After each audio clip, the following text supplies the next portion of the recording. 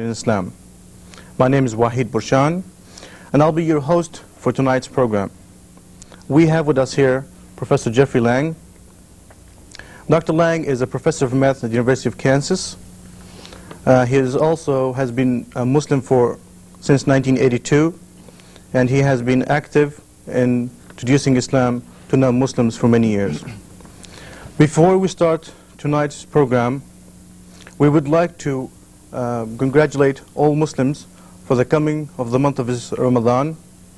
During this month, Muslims first fast for 30 days from dawn to sunset. This means that they don't eat or drink or even smoke cigarettes for this period of time. Dr. Lang will speak for about 30 minutes, and he will have questions from our viewers. Please prepare your questions, and please call in. Thank you. Doctor? Well, primarily a Muslim is supposed to dedicate really all of his efforts, however insignificant, to God. But if I may, I would like to at least secondarily dedicate this effort to my two children, my two daughters, Jamila and Sarah. When I first became a Muslim, I was bubbling with excitement about my newfound faith, like most people that convert to almost any religion. I was filled with a great sense of power and joy and peace that I had never experienced before. And so I decided to celebrate my newfound faith with a people that I knew would understand. And so I decided to venture to the mosque or the masjid, the place where Muslims gather to pray. I thought I would venture there for my first time. And so I prepared myself meticulously. I made sure I looked right, that I had rehearsed the prayers carefully. I had paid great attention to every single detail, make sure I was just right. I was so excited about going. And on my way to the Islamic center in my community, I thought of how many times I had gone to the church and had never really experienced such a feeling. And this one time when I'm going to the place where Muslims pray, I'm filled with this anticipation and a little bit of apprehension, because it was a new experience for me. When I got to the Islamic center and walked in the mosque, single-room mosque, I received a strange reaction. The congregation at first looked at me with just quickly glanced at me and glanced away, and they seemed to me to be obviously uncomfortable with my being there. So I made my way towards the back of the room so that I wouldn't really stand out in the front and make people feel uncomfortable. As the congregation continued to filter in, I noticed that all of the congregation consisted of men, and I also noticed that as they came in, they would shake each other's hands and embrace each other and tell jokes and laugh and discuss politics. But while I sat in the back, no one seemed to really notice I was there, or if they did, they quickly made an effort not to notice me. They sort of glanced and looked away, and I felt as if I had some sort of disease or something. In any case, we quickly prayed. The prayer only lasts 4 or 5 minutes, and the congregation began to leave, and on my way out, I tried to make eye contact with somebody on my way out, just so that I could get a conversation going and break the ice. But it didn't happen. But I still felt that I should go back another time or two, just so that I could break the ice, and maybe being a stranger in a very tight community, that was the reason why that happened. And so I returned a time again and a time after that, but each time the experience was almost exactly the same. And so I finally decided never to go back again. Now, this experience I've just told you about was not mine at all. It was my experience on entering the Muslim community. It was almost a 180-degree turn on the one I just described. But this is an experience of a good friend of mine, a Muslim lady in California, who converted when she was near 50 years old. She was divorced for many years, has 2 Christian children, became a Muslim because she was thoroughly convinced that the Quran was the Word of God and that she had to follow it. But the essential question is, was this woman's experience necessary from a religious standpoint, from the standpoint of faith? And that's sort of the type of question I'm raising today. So keep that in mind as I go through today's discussion, today's lecture. Among the last words on the Prophet Prophet's lips, may God's peace be upon him, Prophet Muhammad's lips, was that in his farewell pilgrimage, he told his congregation, a huge congregation, that among the things they had to be very careful to do was to protect the rights of women, as well as men. And many people today are asking how well we as a community have heeded that command. Islam insists on unifying man's temporal and spiritual lives. So therefore it is and always has been a culture-producing force, perhaps more so than any other religion. Thus it should come as no surprise that non-Muslims as well as Muslims have often identified various Muslim cultures with the religion Islam itself. But this, I feel, is a mistake. For one cannot equate God's will with a man's or man's interpretation and understanding of it. Islam professes itself to be a guidance to men and women for all times and places, transcending historical and racial boundaries. If this is indeed the case, and almost every Muslim will swear that it is, then Islam could never be a call to return to the past or to simply duplicate cultural forms that are centuries old. The Muslim is fully confident that as long as he remains within the very broad guidelines of the Quran and the Prophet's explicit commands concerning it, he is completely free to exercise his God-given gift of rational thought to adapt to life's ever-changing challenges and problems. In the lifetime of Muhammad, may God bless him, he was about to send one of his companions to assume the governorship of Yemen. And so he asked him, "How will you judge on matters?" And the companion replied, "I will judge by the Quran." And then the Prophet asked, "Well, if you cannot find the matter in the Quran?" And his companion again replied, "Then I'll judge by your," and the Arabic word he used was sunnah, "I'll judge by your way, your example." And the Prophet said, "Then if you can't find the matter there." And then he finally said, "Then I will use my rational judgment, my rational thought." The companion replied. And the Prophet then praised him and commended him and was pleased with him and sent him on his task of assuming the governorship. This is exactly the way Muslims are to attack life's problems.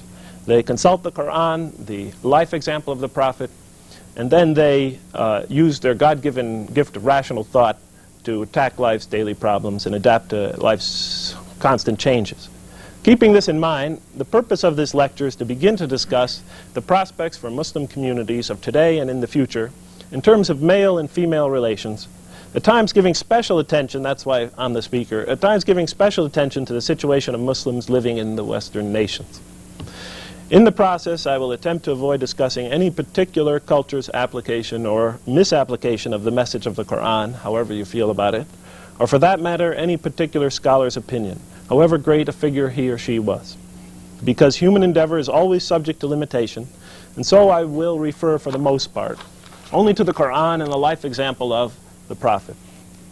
Also, I will avoid a long discussion, as is often the case in these type of lectures, concerning the state of women in Christian, Jewish, Persian, and Roman communities at the time of this revelation, the revelation of the Quran. Let me just say, we of the West know only too well that women have struggled a very long way, often painfully, since those times, and our societies may have some way to go yet. But I will draw parallels with other cultures when I'm talking about Islam, but only when an obvious one exists, an immediate and obvious one exists. Today's historians and cultural anthropologists agree that for the 7th century, and I underline the word today, agree that for the 7th century at least, the message of Islam was extremely progressive, and that many rights guaranteed Muslim women by Islam have been lost through centuries of pre-Islamic and foreign cultural invasion. Two good references on this are Women in Contemporary Muslim Society by Jane I. Smith, get that in most libraries, and Middle Eastern Muslim Women Speak by Fernea and Berzagan. In terms of Islam's position on the equality of men and women, the Arabian Peninsula was perhaps the ideal location for the birthplace of this message 14 centuries ago. For Arab women in Muhammad's Arabia, even before Islam, were relatively liberated, especially compared to the cultures around them. Men and women both, in pre-Islamic Arabia, were able to propose marriage. Both were able to divorce, to own property, and participate in battle. And both men and women often took part in the politics of their day. But many of these privileges depended on a tribe and social position. So it was not, these privileges were not universal. But these rights and many more were extended to all men and women and crystallized into law by the Quran and the sayings of the Prophet. Oftentimes I'm asked, exactly what is the position of the Quran on the role of women? And the question always baffles me because it's very difficult to differentiate between male and female roles based only on the Quran, or solely on the Quran. Verses like the following, rather, are typical in the Quran, in which they address men and women equally. Consider the following verse. It says, "Lo, men who surrender themselves to God, and women who surrender, and men who believe, and women who believe, and men who obey, and women who obey God, and men who speak the truth, and women who speak the truth, and men who are humble, and women who are humble, and men who give in charity, and women who give in charity." Notice it's just saying that exactly the same requirements are necessary for men and women, same privileges and requirements. And men who fast, and women who fast, and men who guard their modesty, and women who guard their modesty, and men who remember God much, and women who remember, God has prepared for them forgiveness and a vast reward. That verse makes it perfectly clear for anyone that may have doubted it, that Islam believes, or the Quran tells us, that men and women are spiritually equal and that they have the same duties and responsibilities and reward awaiting them in the hereafter if they do their best to live by God's will. Note that this verse states that heaven awaits both sexes, heaven as we come to think of it in the States. I mention this because a century just before this, church conferences were being held in Rome to decide if women were human beings or if they possessed a soul. So this just shows you that Islam really was, at least this message was ahead of its time. Almost always when the Quran does order men to act in a certain way, it explicitly calls on women to do the same, sometimes with slight modifications because of obvious differences. But more often than not, the Quran simply addresses all believers with the words, "O you who believe," in this message and in God. Some examples of the former, where the Quran addresses men in one way and then addresses women in a similar way, acknowledging slight differences. Let me begin with one. In the 24th surah, or chapter in the Quran, that's a rough translation, in the 30th verse it says, "And tell the believing men to lower something of their gaze and guard their chastity. This will be purer for them, for God is aware of the things they work." And in the very next verse it says, "And tell the believing women that they lower something of their gaze and guard their private parts," and goes on from there. The interesting thing I found about this verse when I first read through the Quran, when I was first considering Islam, is that when the Prophet, peace be upon him, interpreted this verse, what does he mean by lowering something of your gaze and to guard your chastity? The lowering of something of your gaze refers to the fact that you should not take the other sex as a sex object, to regard them only as objects of lust. What I found interesting, being a person from the West, about this verse, that the two verses combined tell you that both men and women have a tendency to take the opposite sex as an object of lust, to look at the opposite sex in a lustful way, to sometimes consider the opposite sex as sex objects.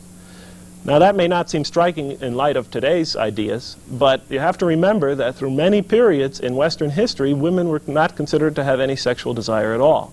They were considered to be asexual throughout many long periods of our history. Even when I was an undergraduate student at the University of Connecticut in courses on psychology and sociology, this issue of whether men and women had equal or similar sexual desires was being addressed. But this verse makes it perfectly clear that men and women both have a tendency to lust for each other and to look at each other in a sexual way. Even in terms of some of the Prophet's sayings on this issue, he said one time to his community, referring to the men, he said, "Your wives have a right over you. Your wives have a right over you." And he was addressing the issue of sexual rights and sexual privileges. And on this issue he said, "Your wives have a right over you." And it's well known that most Western commentators, when they comment on Islam, they oftentimes say that the men have these rights, sexual rights over women. They very seldom also refer to the fact that in Islam, women have sexual rights over men. In another verse, in the 4th chapter of the Quran, the 34th verse, it says, "And if you fear rebellion on the part of your wives," and then it tells men to go on and how to deal with that situation. The rebellion being referred to is in terms of, suppose your spouse is about to commit a serious crime, a very serious crime. How do you go about dealing with that? And actually in the last lecture I talked about this verse in detail. Surprisingly enough, some people felt that this meant that a woman had to submit herself to the dictatorial commands of her husband from this verse, because it says if you fear rebellion on the part of your wives, husbands deal with it this way. And they felt the rebellion was a rebellion against your husband. But actually that's not what the Quran could possibly mean, because in verse 128 of the same surah it tells the wives in exactly the same words, and if a woman fears rebellion on the part of your husband, or that he may turn away from her, and then it says how she should deal with it. Among some of the things she could do, she might have to divorce him. But in any case, the Quran says that if a man fears rebellion on the part of his wife, and if a woman fears rebellion on the part of your husband, this is the way you deal with it. So it couldn't possibly be just rebellion against your spouse, or you'd have total chaos in the family relationship. The rebellion being referred to is obviously rebellion against God. And from the Prophet's sayings in this regard, it refers to if either spouse is potentially going to commit a serious criminal act. But notice it addresses both sexes here. Another interesting verse is in the Quran, the 9th chapter, verse 71. It says, and the believing men and the believing women, they are guardians of each other, guardians or protectors of each other. It's an interesting verse because pre-Islamic Arabian society, although women were somewhat liberated, was still very much a chivalristic society. And if you said to men that they were the guardians and protectors of women, I think they would accept this rather easily. But if you said to them that women were also their guardians and protectors, I think that would be difficult to swallow. It's even a little bit difficult to swallow today, even in Western society. We always think of the man as being the protector and guardian and not the woman. And it's very apparent just from watching movies and TV shows.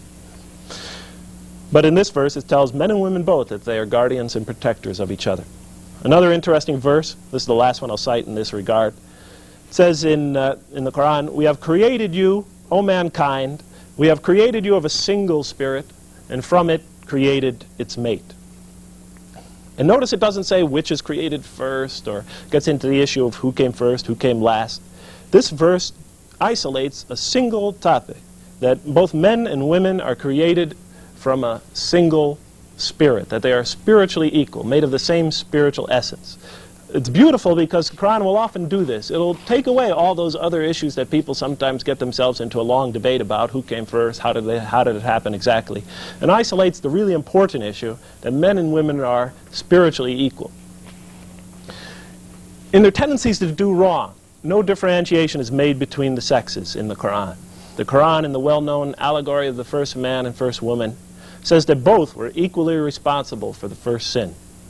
When the Quran does address either sex singularly in the context of men's and women's roles, it's often to put an end to obviously unjust cultural practices that had existed in some Arabian communities, tribes.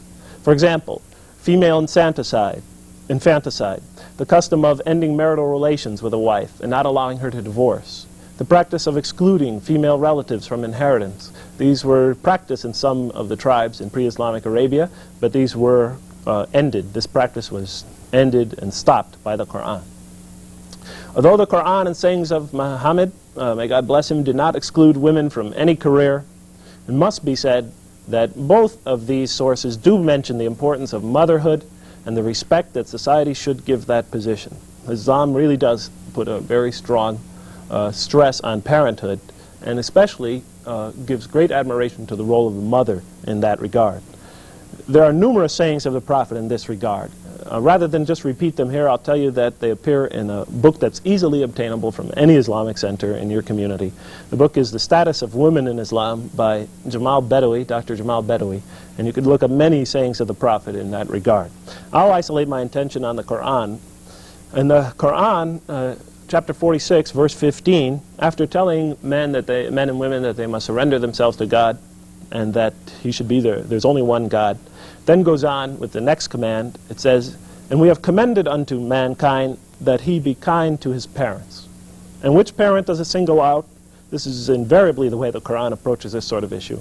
And we have commended unto mankind that he be kind to his parents. And which parent's role does it single out? For his mother bore him painfully, and painfully she gave birth to him. In the Quran 31:14, again, almost a verse of the same type, it says, "And we have enjoined upon mankind kindness towards his parents." And which parent does again single out for respect and admiration? And this is typical of the Quran and the sayings of the Prophet.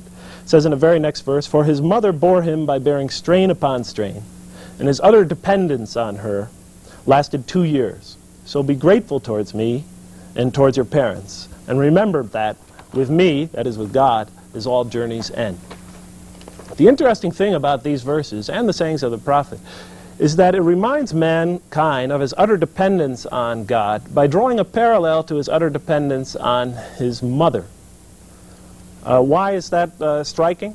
Well, and also I'd just like to say that the Prophet many times compared the love of God to mankind to the love of a mother for her little baby.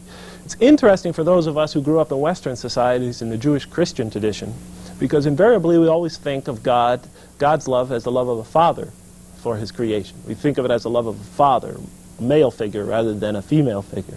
And although in Islam God has no sex, he is transcendent, nothing can be compared to him from the Muslim standpoint, nonetheless, it's interesting that on many occasions the love of God for his creation was compared to the love of a woman, a love of a mother for her children. Many early scholars of Islam, based on the life example of the Prophet, felt that it was a husband's duty to supply his family with a housekeeper, if at all financially possible, and if not, to share in the housework and certainly the child care, in appreciation of the fact that raising children is an exhausting and extremely important job and should be shared by both parents.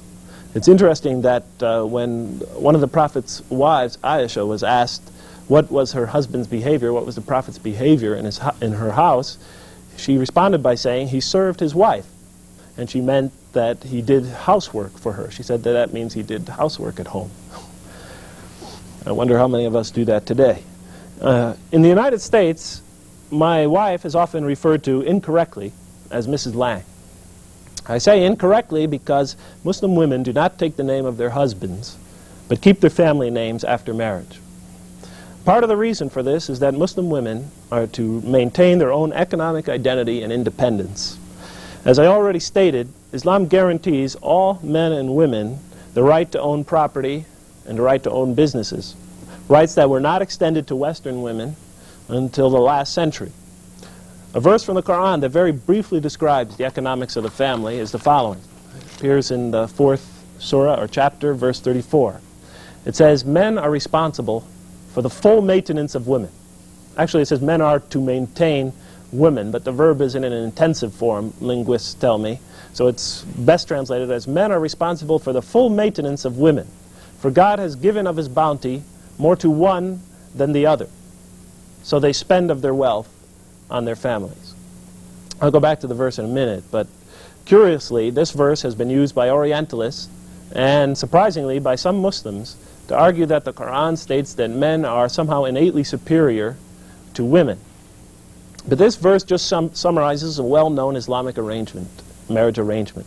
For in marriage, the entire responsibility for the economic needs of the family falls upon the husband. Any money his wife earns, any money his wife inherits or obtains as part of her marriage contract remains entirely hers, and she is not encouraged to share it with her family. I mean, she can if she so desires, but she's not encouraged to do it. She's encouraged to remain economically independent. While it is true that women will usually receive 1/2 the inheritance of her brother, for example, if my father dies and I was in a Muslim family, I would usually receive twice the inheritance of my sister. The man must share his portion of his inheritance with his wife, his family, and any needy near relatives, especially needy women relatives. So if one rereads this verse, it is obvious that there is no indication that one sex is superior to another. It's talking about family economics. Again, I'll just read it. It says, "Men are fully responsible for the maintenance of women, for God has given of his bounty more to one than the other," especially in this inheritance issue. So men spend of their wealth on their families. So they spend of their wealth on their families. Just to let you know for sure that this is referring to inheritance, maybe I should have begun with the 32nd verse. That says, "Don't envy the fact." It says, "Do not covet the bounties which God has bestowed more abundantly on some of you than on others." And then it goes on to tell you because, well, men, it's true that men inherit twice what women, it refers to inheritance relations, right? Inheritance arrangements right after that. In the very next verse, it tells you why people shouldn't covet the bounties that God has bestowed more than one on the other, because it says, because men are charged with the full care of their families and women remain economically independent. The beauty of this verse, and I've always found this when I first went through the Quran, was it doesn't really state which one God has bestowed more bounties on one than the other. If you read the sequence, that in the balance of things, yes, God has bestowed some bounties more on men than on women, for example, inheritance. But on the other hand, since women have a much greater degree of economic independence, he has bestowed more bounties on women than on men. And many of the early companions of the Prophet used to protest that this verse favored women economically rather than men. But yet the Quran tells both sexes, at least as I understand it, that they should not feel jealous because one has certain advantages over the other. Because in the balance, as the Quran invariably does in the issues of men and women's relations and roles, it balances it all. It makes it all come out equal in the end. The purpose of this economic arrangement is to ensure that a married woman is not entirely dependent financially on her husband, and to truly balance the economic power in the relationship, and to protect the financial security of the wife in case of divorce or the death of her spouse or such matters. Islam emphasizes the unity of purpose in man's physical and spiritual lives. This is a consistent theme in this religion, and so it is not surprising that this faith encourages men and women both to involve themselves in the political life of the Muslim community. In the time of the Prophet, peace be upon him, and first century after his death, the nearest thing to voting for or endorsing a potential political leader of the Islamic State was a vote of confidence one would give to a potential candidate. And I say candidate in quotes because it's not a candidate in a Western sense of the term. They don't go around kissing babies. Well, it's just different. The Arabic word for this act is to give one's bayah. I have a difficult time pronouncing it. There's letters in there that I'm not accustomed to. But it's to give one's vote, or vote of confidence, or vote of allegiance. For example, when Muhammad died, the Muslim state had to determine his successor. At a community meeting to decide this, Omar, one of the Prophet's nearest companions, rose up and nominated another one of his nearest companions, Abu Bakr, with the words, "I give my vote of allegiance, or my bayah, to Abu Bakr." And then various members of the community did so in kind, giving their vote of allegiance to him, and some didn't. But he obtained the majority, and so he became the leader, the next leader of the Muslim state. This giving of a bayah, or oath of allegiance, was given by both men and women. When the Quran refers to this act of giving this vote, it refers to it in relation to women in the 60th Surah, 12th verse. In this verse, the Prophet is told to accept women's oath of allegiance as long as they satisfy, when they come into the community, as long as they satisfy certain minimal requirements. Muslim women were much involved in the political life of their community in the first century of Islam, and less so in the centuries after that. During certain times, they became more involved, and then in and out in this involvement. During the reign of Omar, there was a legislative body called the Committee to Tie and Untie. And this legislative body consisted of both men and women. During the reign of Uthman, there was some question as to his assignment of government posts, as to his assignment of people to government positions and posts. So he vowed that he would not appoint anyone new to office unless he first received approval from, among others, the Prophet's wives. So he wouldn't appoint anyone else to office unless he first received approval from some members of the community, and in particular the Prophet's wives. The brilliant Aisha, the Prophet's youngest wife, who is famous for her bold political endeavors, especially after the reign of Omar, she even led an army into battle, the famous Battle of the Camel. And although she later regretted fighting against Ali, she felt that she had made a mistake in that regard, she never regretted assuming a position of leadership. All Muslims are compelled by the Quran and by the Prophet's sayings to seek knowledge and learning. And throughout the history of Islam, women have certainly made their mark. One must again mention Aisha, the Prophet's wife and daughter of Abu Bakr, who was renowned for her knowledge of the sayings of Muhammad and was taken during her lifetime to be an expert on pre-Islamic Arabic poetry and an authority on medicine and on Islamic law. But in general, women did not, in the early years of Islam, play that great a part in the development of the natural sciences. But in the extremely important science of hadith, the sayings and history of Muhammad, from which much of Islamic law is derived, women played a very prominent role. The number of great women traditionists, as they were called, are too many for me to list here. Great women scholars in this regard. But their names could be found in many works on and the word in Arabic is Asma al-Rijal, which officially means names of the men, traditionists, but it includes in these works the names of women as well. And a good English reference for this is Hadith Literature by Dr. Muhammad Zubair Siddiqui. And both of these, well, let me just talk about this for a little while. These women scholars, and their numbers were many, took seats as students as well as teachers in public educational institutions, the large public educational institutions that were attended by both men and women, especially during the first 9 centuries of Islam.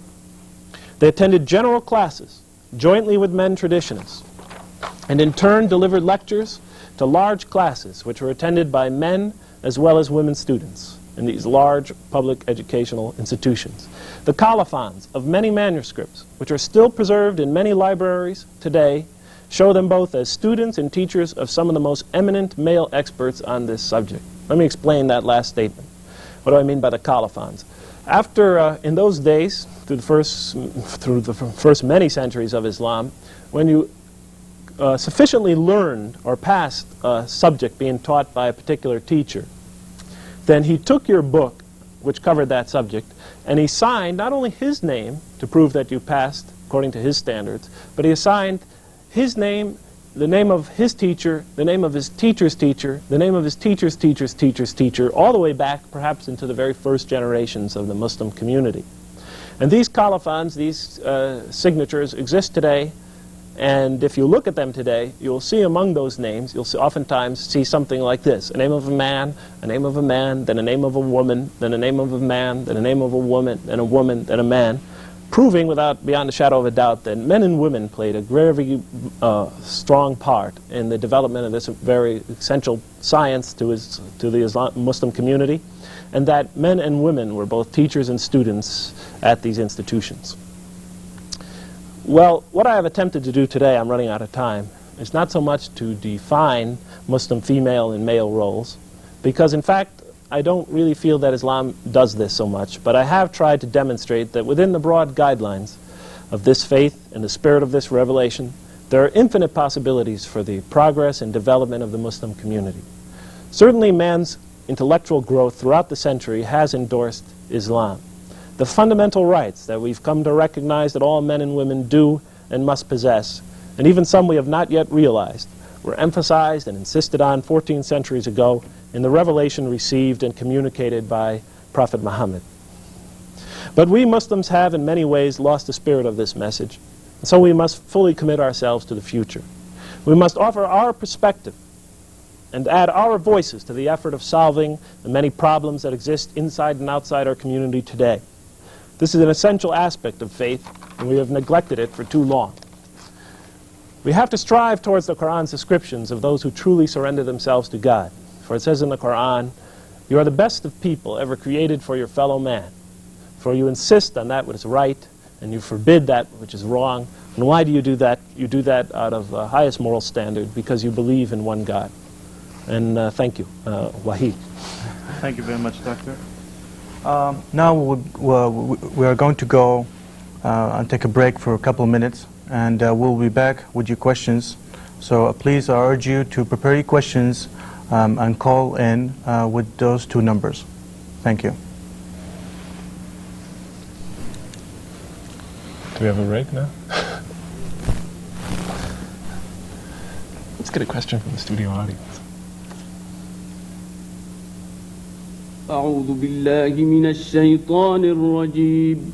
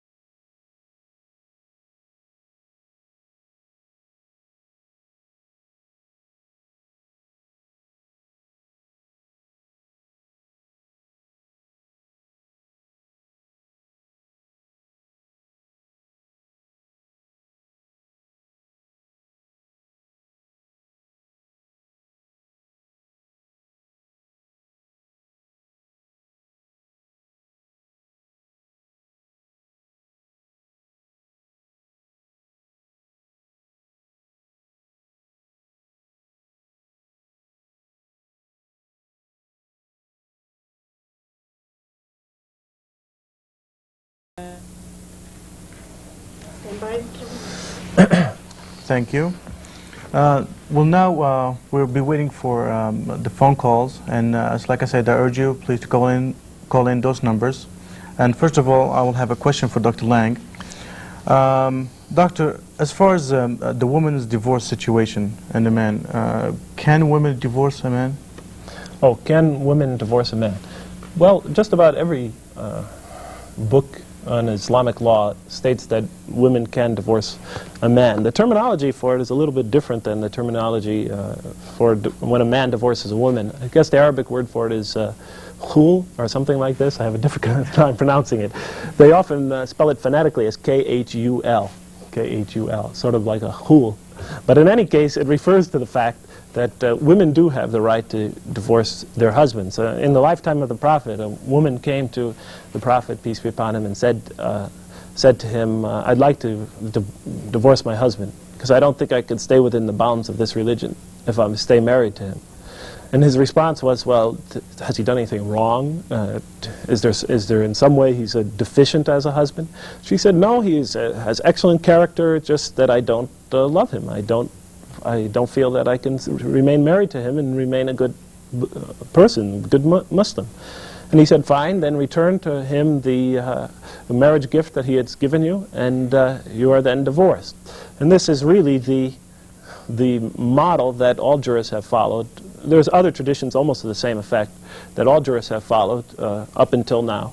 And they agree that Muslim women do have the full right of divorce.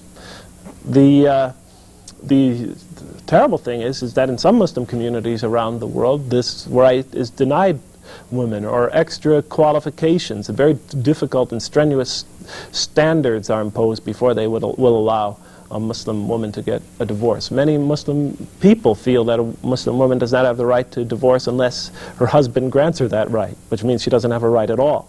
But in fact, virtually all jurists, Muslim jurists, and it's very clear from the Quran that women have this right. As a matter of fact, the one verse I referred to, if women fear rebellion on the part of their husband, what should they do? One of the options she has is to divorce him. And there's another verse too in chapter 2 of the Quran, approximately 228, thereabouts. Again, it talks about how a woman could obtain her divorce. So it's very clear from the Quran and the sayings of the Prophet, peace be upon him, that this is a fundamental right of women, at least from my perspective. And I guess I also understand that the divorce itself between a man and a woman, that there has to be some reason or a good cause to do so, right? I mean, it's not just because she's tired of him or something like that she has to... Well, it depends. Certainly in Islam, the Prophet, peace be upon him, one time said, of all the things that God has permitted, the one that he hates the most is divorce. So Muslims are not encouraged to get a divorce, or to just, when things aren't working out so well, they get a divorce. Islam really has set many ways in which many procedures a person should go through before just jumping at a divorce. Try to go see marriage counseling, try to get family representatives to represent your view to his family's to a representative from his family. So every effort is made to try to keep the marriage together, especially for the sake of the children. Not so much for the sake of the adults, but for the sake of the children. But nonetheless, like I was saying, if a woman really, or a man, really feels that this marriage is not working out and that it's really destroying him or herself as a person, then they do have the right to divorce. So, you know, there has to be a compelling reason, but it could be a reason as simple as that. I'm going to shift you a little bit, Doctor, on one of the most common questions being asked to Muslims, and especially the Muslims in Islam, which is when the Quran basically the idea of a man can marry 4 women, which is a polygamy, I assume. Yes, yes. And what do you think of that? And what do you think this? Well, we Muslims just like to have a good time. No, I'm joking. It's not that we just like to have a good time. I always begin by, the question he raised was the issue of polygamy, the marriage of more than one wife, the marriage of up to as many as 4 by a man. And strangely enough, as I read books about this issue, men's and women's roles, and I attended lectures by great speakers on this subject, I always, whenever a person in the audience raised this question, how can a Muslim man marry 4 women, the response is almost always something like this. Well, maybe the husband will get, maybe he can't satisfy himself with one wife, or maybe his wife will become sick and he needs to have a woman in his life, or his wife can't have children and he wants to have a child.